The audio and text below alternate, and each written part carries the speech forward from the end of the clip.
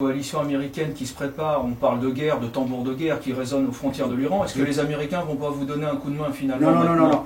On n'a pas besoin d'un coup de main de l'Américain. Le peuple iranien est capable de le faire.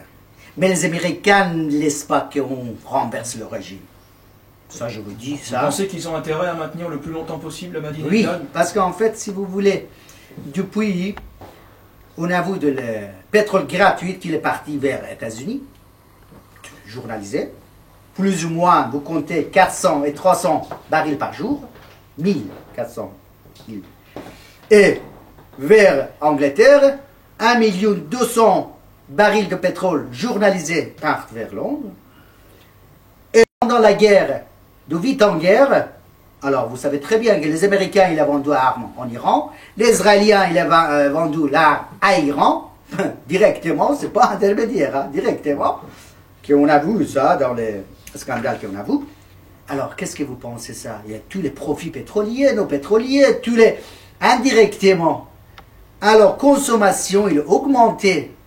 Importation, il est augmenté tous les jours depuis la Révolution, c'est-à-dire production, non seulement agriculture, même la production banale était diminuée en Iran et importation a augmenté.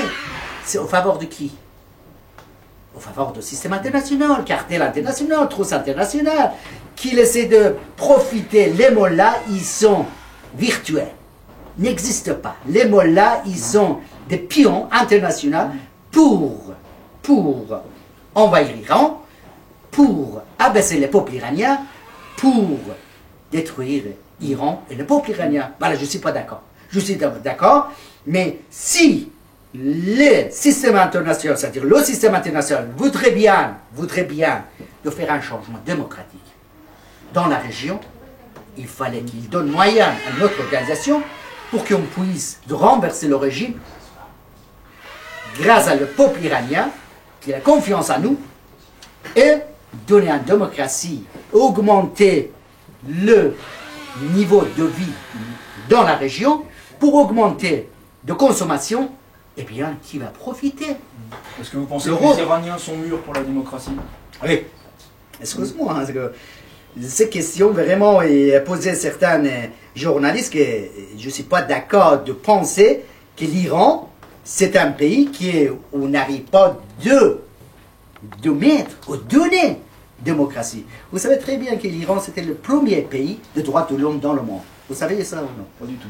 C'est-à-dire Cyrus, le roi Cyrus, il y a 2500 ans, qu'il a donné le pacte de démocratie et droits de l'homme, il écrit.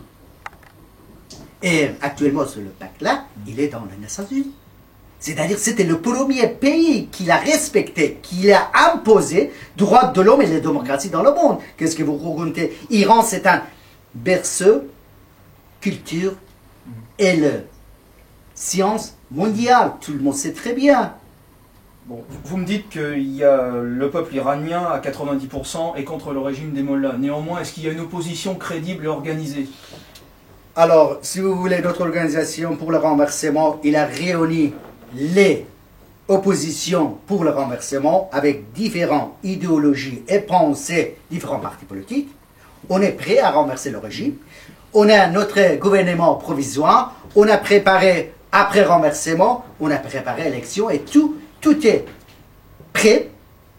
Mais qui nous empêche? Le système international. Je voudrais bien que le système international il change d'avis pour une fois, pour la démocratie et la paix dans la région. Il donne le moyen que nous, l'opposition, vers l'opposition iranienne, de renverse le régime à la faveur de la démocratie et la paix dans la région.